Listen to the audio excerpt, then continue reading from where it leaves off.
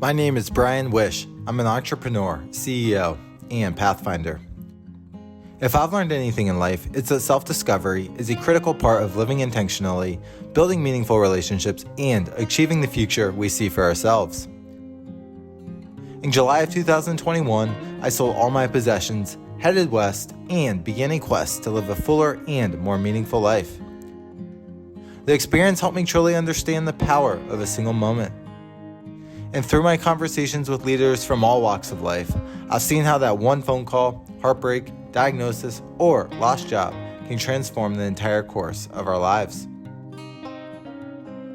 In this podcast, I sit down with entrepreneurs, influencers, and experts across industries to talk through the events that changed everything. Together, we'll relive the make or break decisions, hard conversations, periods of despair and hope, chance encounters, and everything that followed.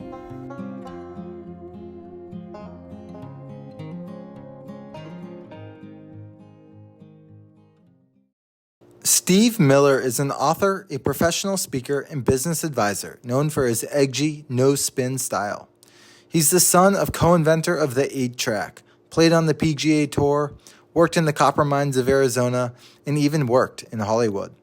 In today's increasingly competitive business world, Steve teaches organizations how to separate themselves from the crowd. Since founding the Adventure LLC in 1984, Steve's consulting clients have ranged from the solo entrepreneurs to Fortune 100 megacorporations, including Proctor Gamble, Boeing Commercial Airplane, Nordstrom's, Coca-Cola, Halliburton, just to name a few. Steve has presented over 1,600 speeches and workshops around the world for corporations and trade associations in 126 industries, including the prestigious Maine TED Conference. His latest book, UNCOPYABLE, How to Create an Unfair Advantage Over Your Competition, reached the #1 bestseller in 4 different marketing categories. Besides his 7 books, Steve has written for and been featured in over 250 publications, including Motley Fool Money podcast, Fast Company, Business Week, Fortune, The Wall Street Journal, and The Washington Post, among others. Steve's life changed when sharing his story of childhood muscular dystrophy on television, resulting him in pursuing a career in public speaking. Find out how this shaped his journey on The One Away Show.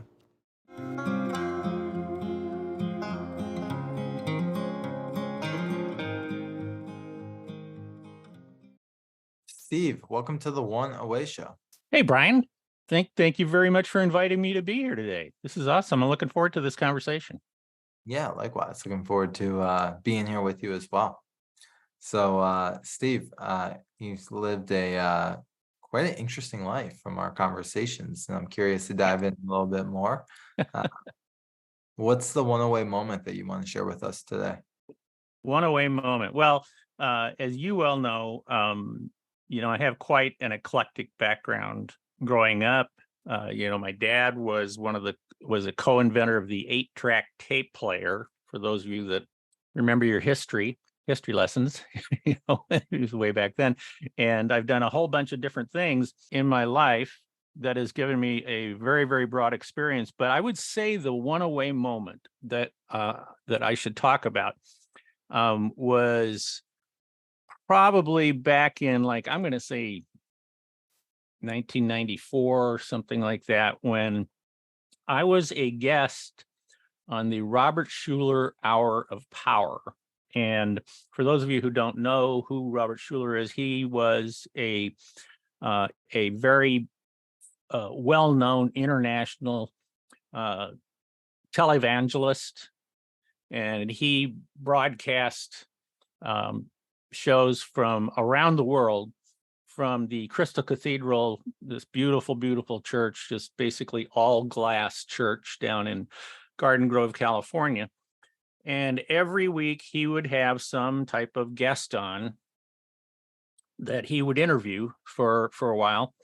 And most of the time they were either celebrities who had specific stories, in their walk with God or Christ or something like that. I'm not here to evangelize you guys or anything like that, but I was invited on because he and I got to know each other, and I had grown up with a form of muscular dystrophy called myasthenia gravis, and managed to kind of beat the disease. I outlasted when it was supposed to kill me, and was able to go on to live a very fruitful life. So he invited me to come on and kind of tell my story as my interview on Hour of Power. Afterwards, he and I were out having brunch and sitting having great conversation, and he said, Steve, you're pretty comfortable up there in front of an audience, because the cathedral held 4,000 people, and he said you did a really good job. You should consider becoming a professional speaker. And I said, a professional speaker? You mean you can speak and get paid to speak, right? And he goes, oh yeah, you can get paid a lot of money to speak. And at that time, I had no idea you could get paid to speak, right? And I said, what?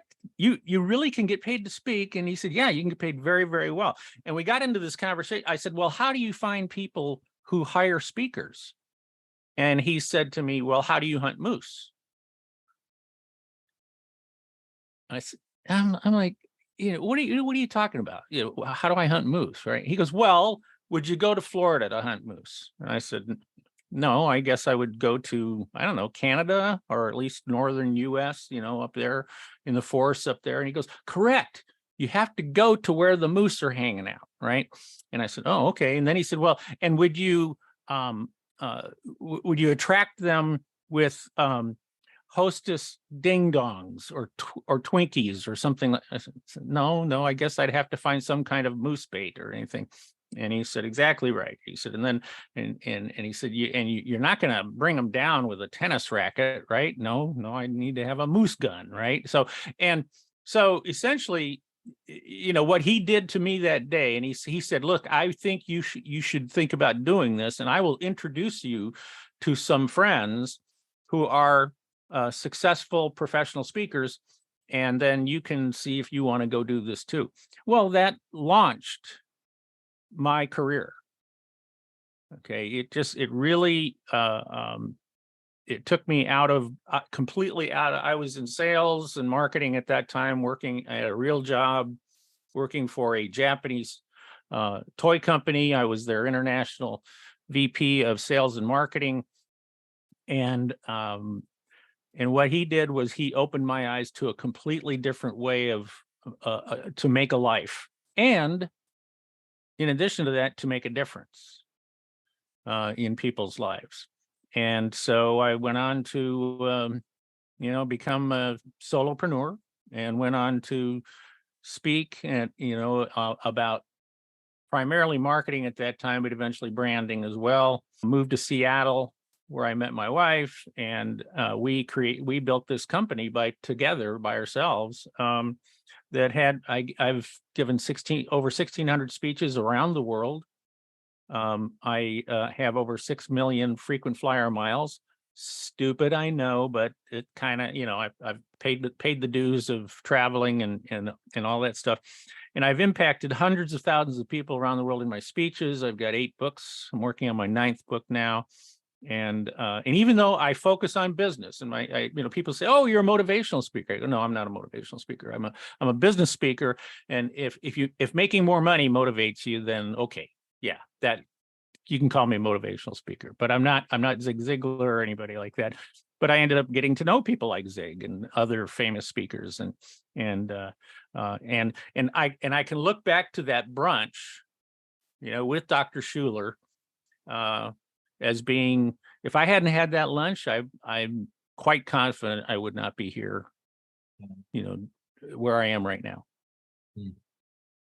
Steve, I really appreciate the sharing the journey of what led you here, the inflection point at that meal. But I want to definitely dive in, but I'm also curious too.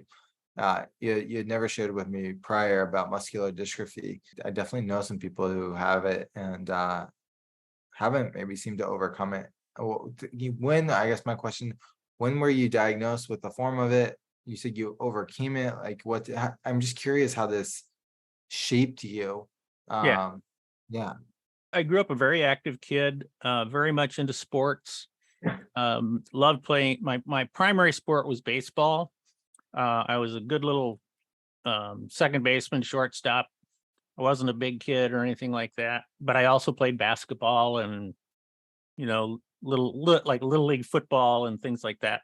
Uh, so I was very, very active. And one day, when I was in like sixth grade, seventh grade, something like that, I started noticing that I was getting tired very quickly.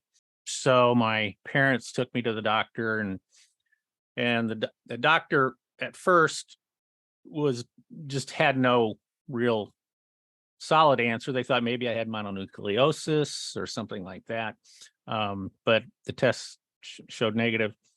After a couple of times in his office, one time he looked at me and he said, "Do you know that your left eyelid is drooping lower than your right eyelid?" And no, I don't notice that. And he said, "Well, that might be a symptom of myasthenia gravis." And he said, "It's pretty rare.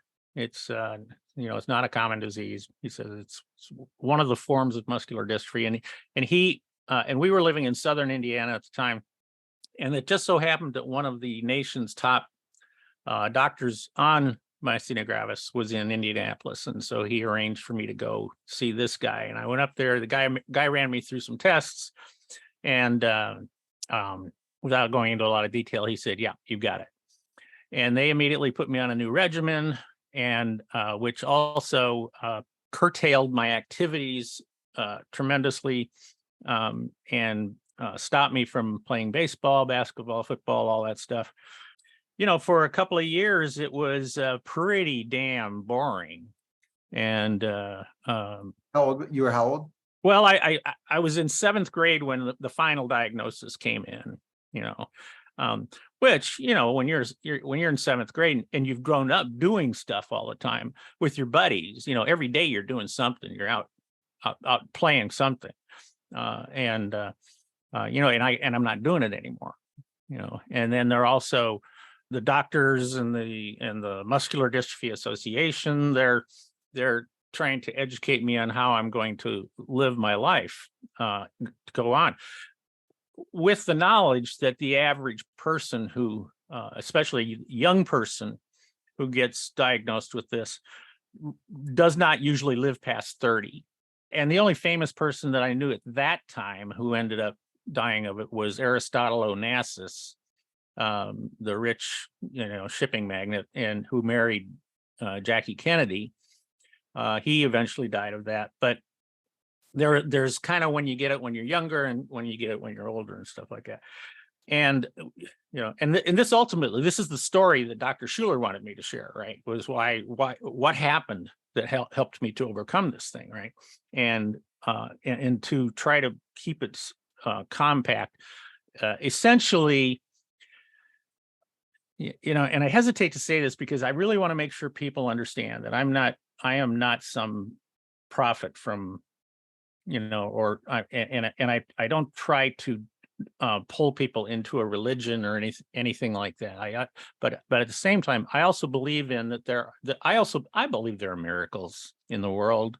I think it's a miracle that I met my wife. My daughter's a miracle. I think there are miracles all the time. And so there was a miracle that happened to me, and I don't know why it happened. Don't exactly understand why it happened. But I was sleeping. I was at home one night, and I had been put on this medication called Mestinon that they said, okay, you take this every day, and at best, it's going to give you back.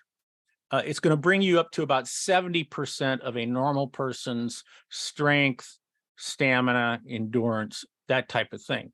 And you have to learn to just live with that, right? And one night I'm in bed. I have my own bedroom and sound asleep. And all of a sudden, I just hear this voice out of the blue that just says, "Hey, Steve, what if your 70% was equal to a normal person's 100%?" And I sit up in my bed and I look around. I'm thinking my dad is talking to me.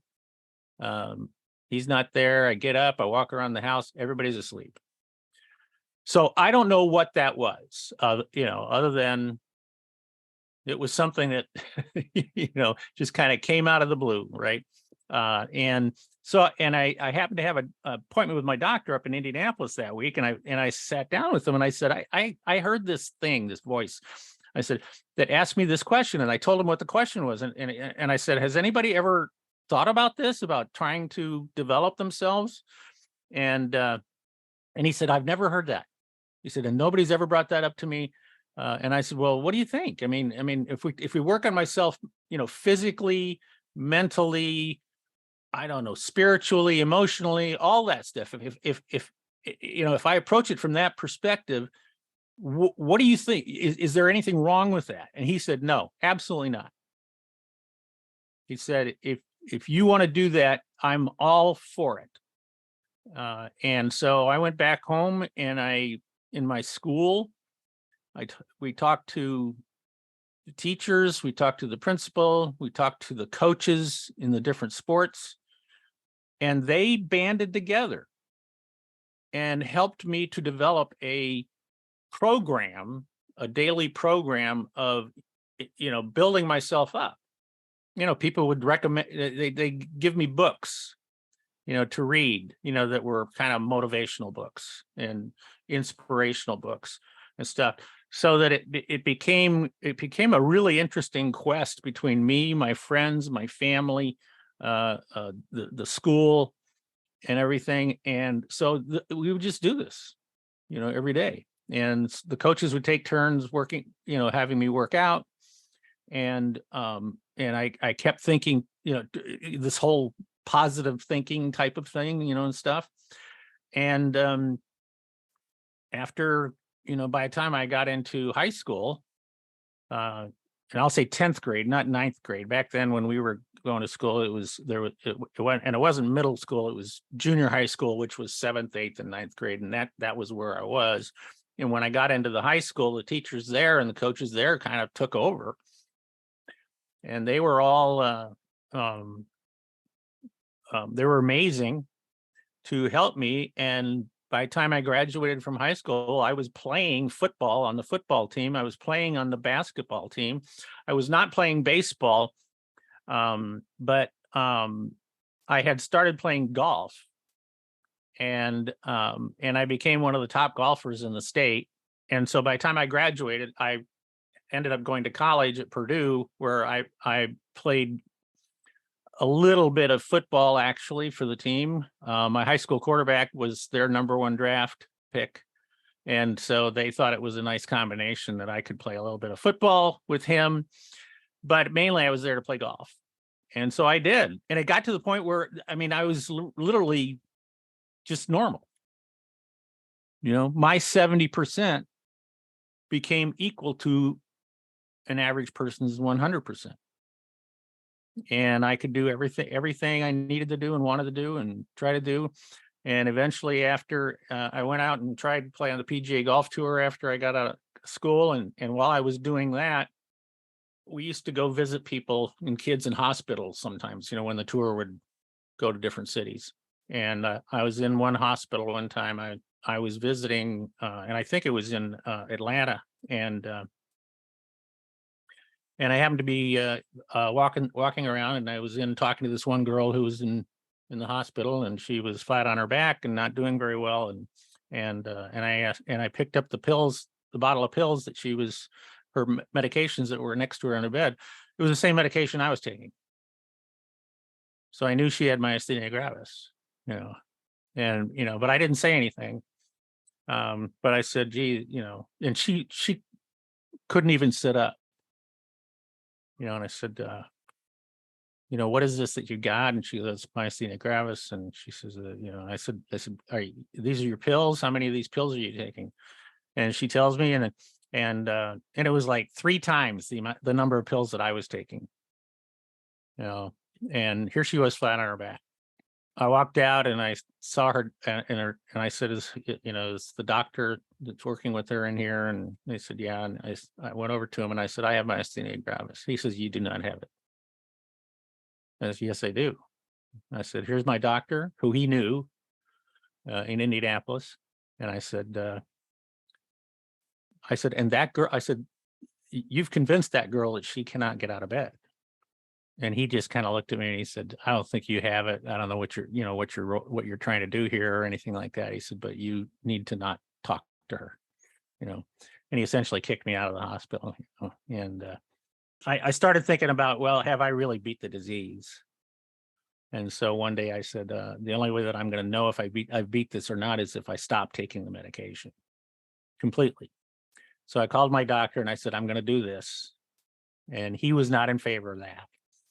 But I said, well, I'm going to try it. We'll see what happens after a week or so, or, a couple weeks. And if I start sliding, then I'll go back on it. And that was, I was 28 at the time, and I have never gone back. So, however you define it, however you see it, essentially I beat the disease, but it was not an individual effort. It was a huge team effort that helped me get through that. And the cool thing about it is, the cool thing about looking back on that is that I have a very different perspective about the world, because of that. So when I'm with people, regardless of who they are, what they do, or anything like that, I'm always trying to see people, that they can do more, they can do what they want to do, they can accomplish things. So Kay and I have, my smoking hot wife Kay and I have, we kind of have this daily objective of touching one person. Can we touch one person today? Just touch their life in a tiny way, even if it's just in business. If all I do is help a company generate, new business and new clients, then I've touched somebody, and they might be able to hire more people. They might be able to, I always look back at the guy who wrote How to Make Friends and How to Win Friends and Influence Carnegie. Carnegie. Carnegie, right? Because he said one time, he said, you have it in your ability to increase the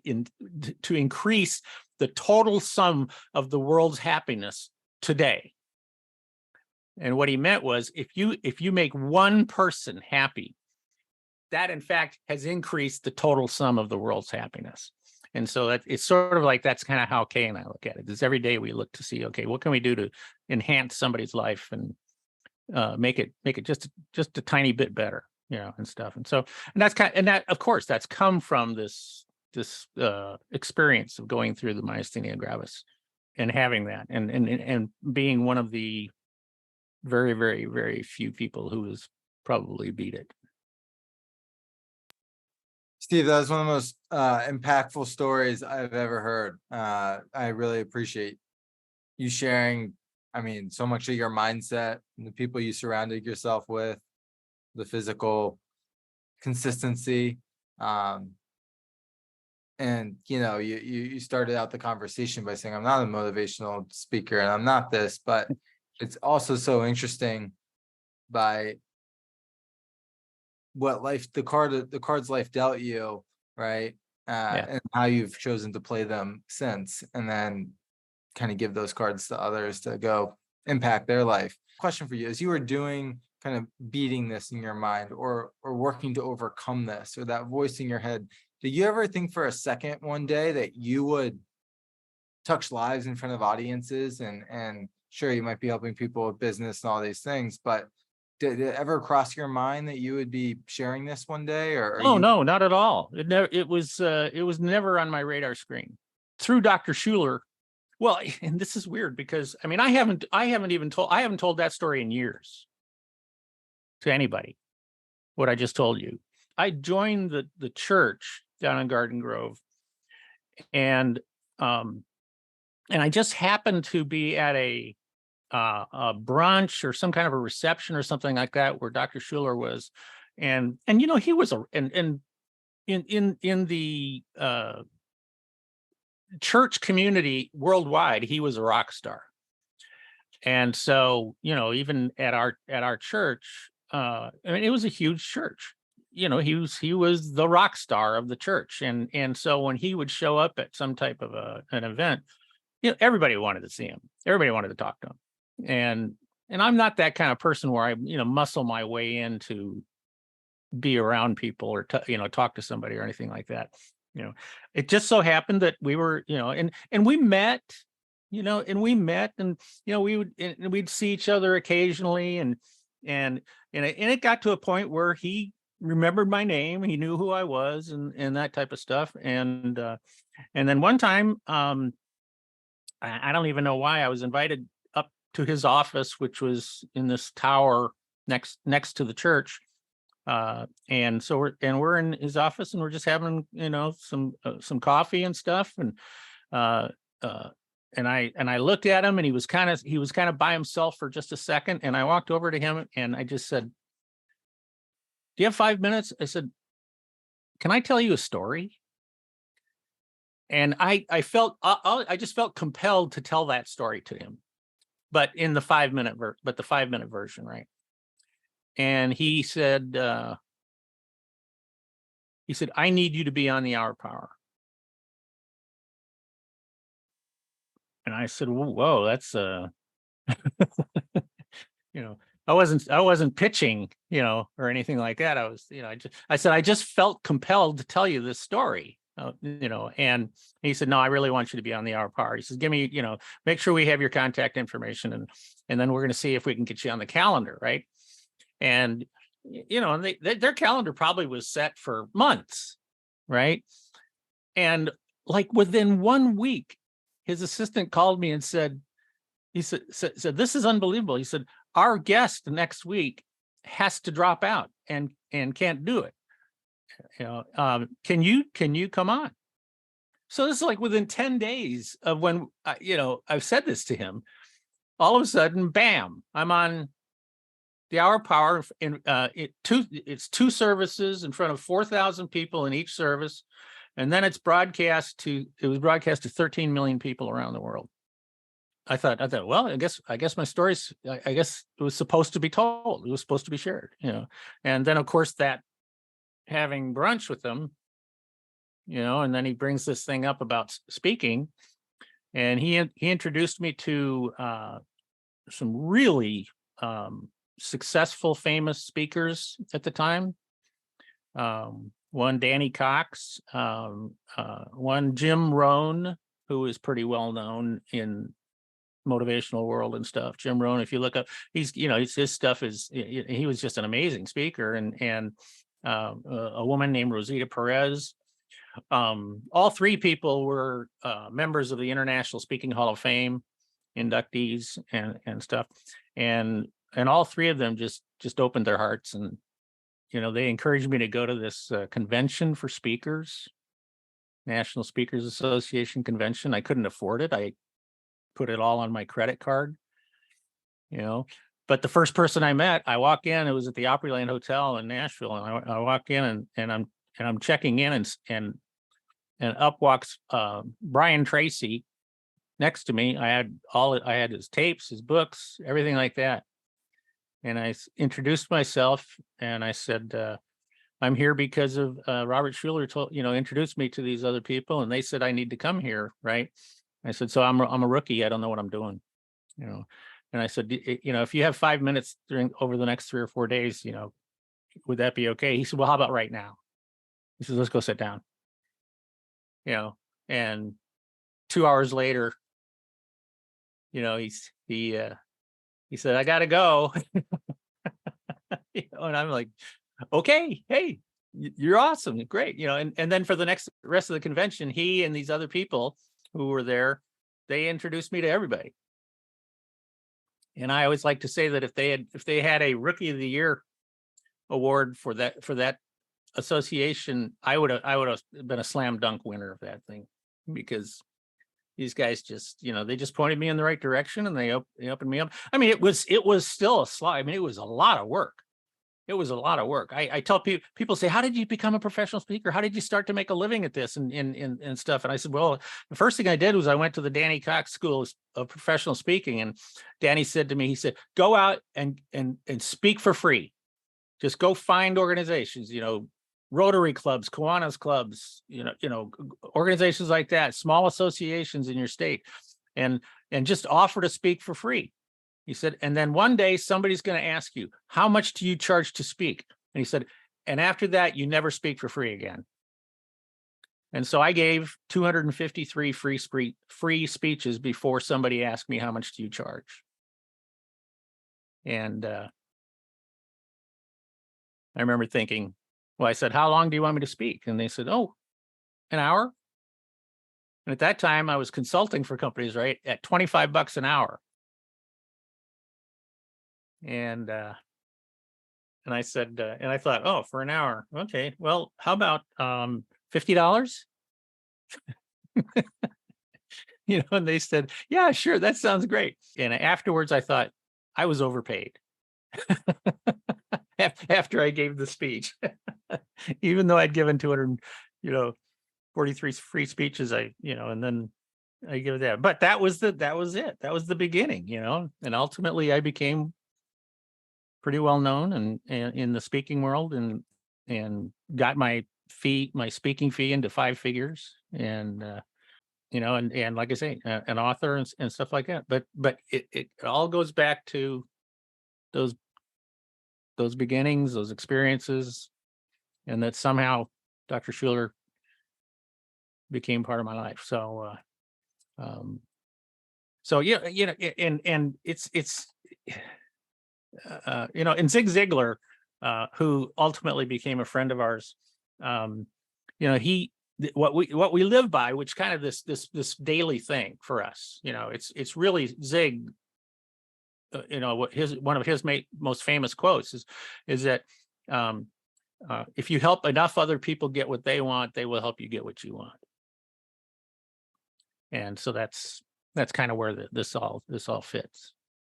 So, I stood on the shoulders of giants. Wow. To get here. It's pretty spectacular, Steve. You're so humble about it all. You've overcome so much to get to where you are. So I think that's pretty remarkable.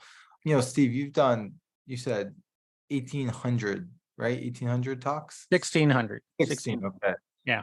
I gave you a few inches there. Okay, I'm going to say, somebody told me I did 1,800 speeches. All right. So you've done 1,600 talks. Yeah. When you're on, that's almost 5 years, 5 full years of, giving talks, all right. So the math might be off, but yeah, if you did one a day, yeah, you're right. My question is in those moments of giving a talk, or you look back on all these experiences, where did you find yourself feeling the most impact in what you were doing, or coming alive the most? That's a long period to be doing that. And you kept doing it. And so I'm just curious, like, what kept you going, and where did you feel the most impact in the work that you were doing? I can tell you the exact moment when I realized the impact I was making. I can't tell you what year it was, though. I don't remember that. But it was fairly early in my speaking. But I had that attitude of, I would go in front of an audience, and I would and I would remind myself all the time, every time, and did this, I still do this, is, touch one person, right? It's just like every day we get up, we want to touch one person. And I would tell myself that, regardless of whether the audience was 20 people or if it was, 5,000 people, touch one person. So you see, I wouldn't go out there with the ideas that, oh, I'm talking to 5,000 people. It's that I'm talking to one person. Okay, that was what I would do. And then one day I had a guy come up to me after I had given a speech, and he said, "Hey, Steve, can I share something with you, just for a minute?" And I said, "Absolutely. What can I do for you?" And he said, I have to say, you saved my company. You saved my business. He said, I heard you speak 1 year ago at this same conference.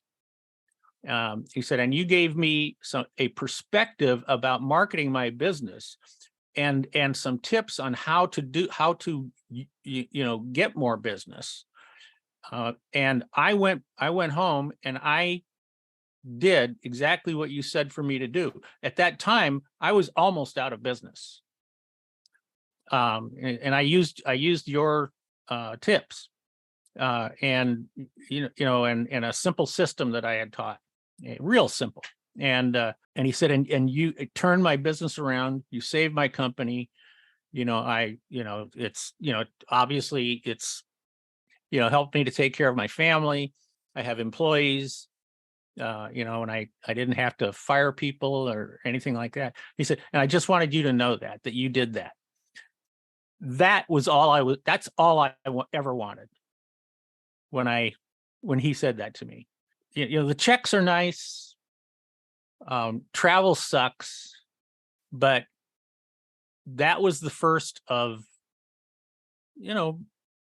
multiple times when people would reach out to me.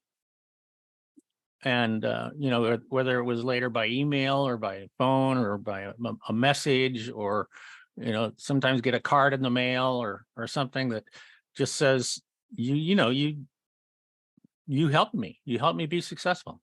And that was it. That was all I ever wanted, was for people to tell me that. And, and so I would always get up on stage or whether I'm doing online stuff now or anything, and I'm just talking to one person, and I'm just saying, look, I really want to help you be more successful. And I've got some ideas. I got some things that I do that are a little bit different, and you never know. Try some of this stuff. So No, Steve, it's remarkable. Yeah, there's so much gratitude for what you've done and the impact you've made, and it's just cool to see the way you present now. Steve, you mentioned you've talked a lot about your personal story. You talked a lot about the talks and how you're helping people from a business and a marketing level. Do share. What is it? Where have you found your niches? And to develop that expertise. I'm blessed. I'm really, really blessed to have been touched by some really amazing people and around some amazing people. And I went through this period where it was not just smooth sailing, all the time, as I'm sure people understand that. I went through what I called my wilderness years, and I don't know if I used that term or told you that before, Brian, but in my 20s, I came out of college, and I was not a good student. My standard joke is, people ask me what my major was, and I say, oh, I majored in electives. That's what I majored in, in college, and and I wanted to play golf. I wanted to play on the PGA Tour. And so when I got out of school, it was, let's go golf. Right. And so I get out and I go out and I, barely qualified to play on the tour. I had no money. I got lucky. I got really lucky and got, through people I knew, I got a couple of really great sponsors who helped me, financially get out there and play. Did not make it. Clearly, after about 2 years of doing it, it was clear I was not going to make it on the PGA Tour. So I had to leave. And but I had met all the best players at that time. The Jack Nicklaus's and the Arnold Palmers and those guys. Back then, and I played with almost all of them, and I played with Lee Trevino a bunch of times, and played with some of the women tour players. So I hung around with famous players who were successful players, and learned from them, learned their perspectives on not just how to play golf, but just in general, that what kind of led their lives and stuff. So I was exposed to that. When I left there, I didn't have a job. I didn't know what I was going to do. And my college roommate came from an old Hollywood family. He was working in Hollywood, and he said, come out, work with me. I'll find you jobs until you figure out what you want to do. And so I did. And so I hung out with him and his wife, who was actually an ex-girlfriend of mine from college. And so I got to, hang out on movie sets and TV sets and get exposed to some of those people. And, and of course, going back to when my dad was doing the 8-track, he was pretty well known in the consumer electronics industry, and ultimately was put in the Consumer Electronics Hall of Fame for developing the 8-track tape player and stuff with Bill Lear. And so I met some pretty successful business people through that. Right. And so here I had all this, this exposure to different types of people in different industries and different worlds, and putting it all together, it gave me a very new perspective on life, very different perspective on life. Because most people, when they go to school, they have a specific major and a specific degree. Is it engineering? Is it construction? Is it medical, is something like that, and then they get into that world and they're just in that world, and that's all that they're exposed to. So for me, it was a blessing in disguise that I went through these wilderness years before I realized I learned I was a pretty good salesperson. Okay, I was a pretty good salesperson, but I also learned that once I was involved in sales, I also learned that I had a real love for marketing, and that I was really good at marketing, but I had this very different perspective about it. And so that's kind of how I developed my thought process, how I see things. I learned from one of the guys that my dad worked with was a guy named W. Edwards Deming, who was world famous in consulting and engineering and stuff like that. And he created a system called the Total Quality Management System. And they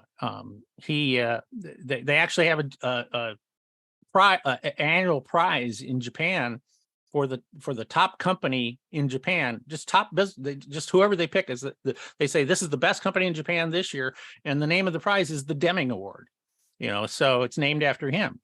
And we were, and I was exposed to this guy, and met with him several times as a kid. I was a teenager, and but he taught some of the foundational, foundation blocks of total quality. And the one that really impacted me, and it made the biggest difference, and it's made the biggest difference in my professional career, was the concept of benchmarking, of where do you get new ideas for your business. And like I say, if you are in, let's say, the medical industry, you're in the medical industry, and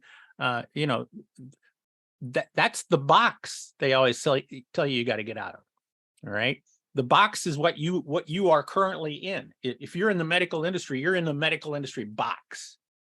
And it includes everybody who works and lives in there, and suppliers and buyers and hospitals and doctors and everybody like that. And you're in that box. And if you try to come up with new ideas and new concepts, it's hard to do, because the only exposure you have is to everybody in the box.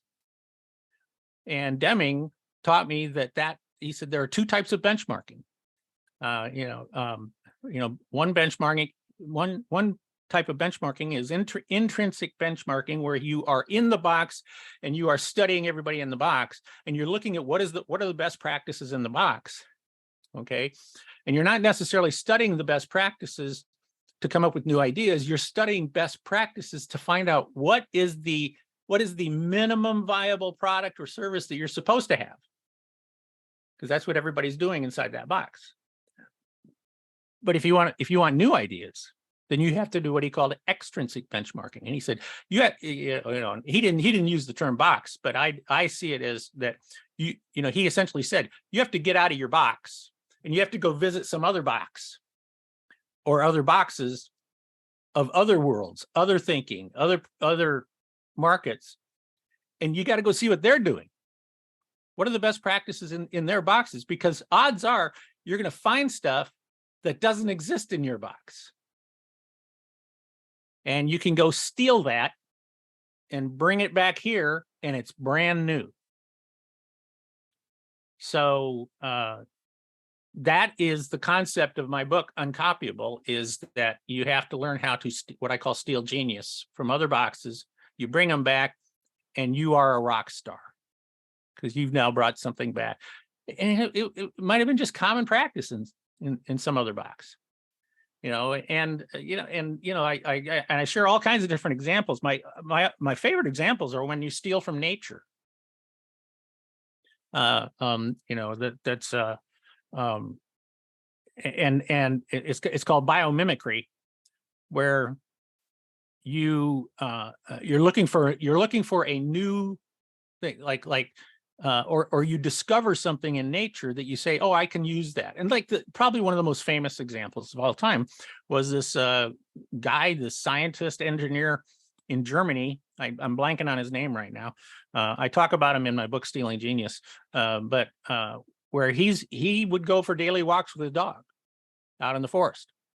And he'd come home, and then he would have to take all the burrs off the dog and off of his socks and pants and stuff like that. And, before he get back in the house.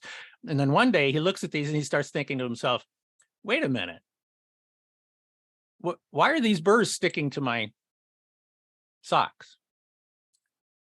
And he invented Velcro. Okay. And he actually started a company called Velcro. Okay. NASA did not invent it. He did. NASA bought it from him. And if you're not using his Velcro, you can't call it Velcro. You have to call it hook and loop. But he stole, biomimicry. The Japanese, the high-speed Japanese trains that go, I don't know, 1 million miles an hour, right? If you look at the design of those trains, well, the design came from studying insects and birds, the shapes of birds when they would be flying, or birds that were swooping down and stuff. That's where the design came from. So they were doing, those scientists, those engineers were doing extrinsic benchmarking, and there is a science now called biomimicry. And if you Google that or ChatGPT it, you'll find out all kinds of fascinating information of companies who are actively studying nature to bring ideas back into the business world. And that is a classic example of stealing genius. I'll give you one basic idea that came in the business world. All right. McDonald's, the drive-through windows at McDonald's, which of course most of the business at fast food restaurants goes through the drive-through, the vast majority. Okay. Well, that idea came from a McDonald's store in it was in Arizona. I'm blanking on the name of the city. Anyway, there was a military installation there, and one day the commander of the military base decreed that when soldiers were in town, if they were in uniform, if they were in their fatigues or something like that, they could not go into a store. Well, the McDonald's guy, he's losing business because these guys used to come into a store all the time, and he couldn't figure out, what am I supposed to do, right?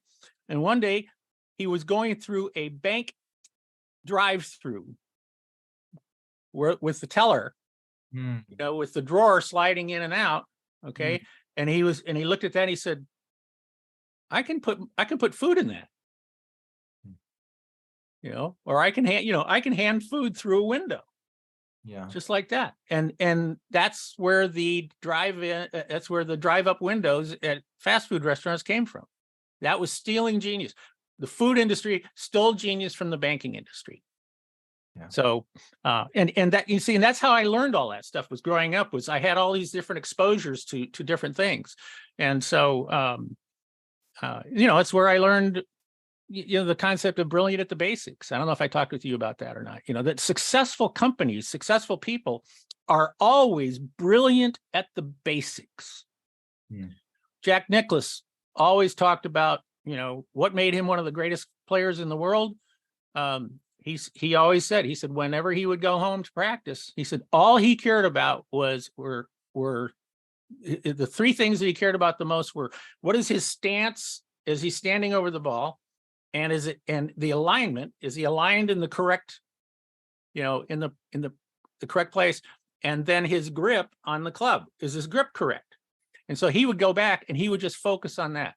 And he said it's just foundational basics for a golfer. And he said that's what made him as great as he was. And Vince Lombardi, when he was coaching the Green Bay Packers, at the very first practice, every single year, the very first thing he ever did was he would stand in front of the team and he would hold a football and he would say, "Gentlemen, this is a football. And our only objective is to move this football into the end zone when we have the ball. And our only objective when they have the ball is to stop them from moving into the end zone with the football." And he would just say, he would keep it as basic as he possibly could. But he would say to his players, they would run basic plays. And he used to say, everybody knows our plays. Everybody knows what we're going to do, but we do it better than anybody else. And we do it so well that they can't stop us. When John Wooden was coaching UCLA, what the first thing was that he taught his players? Do you know this? I mean, I know his books on leadership. No, but what was the first thing he would teach layups every single year? Layups? Nope. How to tie their shoes. Interesting. Yeah. And he used to say that, if you don't know how to tie your shoes correctly, you never know when that shoelace is going to come undone and all this. But and all his players would, if you listen to the interviews with players, it's very funny because they often reference, I had to learn how to tie my shoes. Well, Steve, I don't want to cut you short here with all this wisdom. It's been phenomenal. I probably should have scheduled for an hour and a half for this recording. But, I'm sorry, I can go on, because I'm 72 years old. I got a lot of years of Well, yeah, you don't look a day over 60. So, but Steve, this is a pleasure. Where can people find you? Where can people reach out to you? Please share. Well, they can find me at I have a website called beuncopyable.com. They can go there and find me. If you just Google Uncopyable, it's just me. It's just me. And of course, I'd love for you to go get my book, Uncopyable: How to Create an Unfair Advantage Over Your Competition, on Amazon or Stealing Genius. That would be awesome. And once if you get my book, inside my book, it offers a field guide that you can get for free, and you can get signed up for my newsletter, and stuff. And you can always follow me on LinkedIn, Steve A. Miller, LinkedIn. That's where I am. Okay. Well, sounds good, Steve. This has been a pleasure. Thank you for everything. I'm looking forward to sharing this with our audience and yours, and going from here. So thank you so much for your time. And tell your audience, all right, I'm going to tell them, go watch Brian's video. Where's your video? Oh, it's on the founder's corner of the site. It's called Reprogramming the GPS. Go watch that.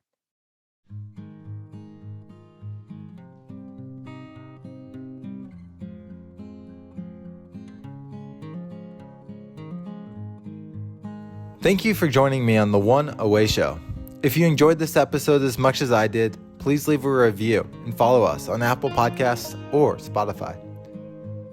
Have a one away moment you'd like to share? Follow me on Twitter or Instagram at BrianWish_, or reach out to me on LinkedIn and tell me about the moment that altered your life. The One Away Show is produced by Arcbound, a company dedicated to helping entrepreneurs, experts, and visionaries launch authentic personal brands. From message development to podcast production, social media content generation, and book writing, we work with you to create your arc. Head to arcbound.com to learn more. Thank you for listening, and please join me next time on The One Away Show.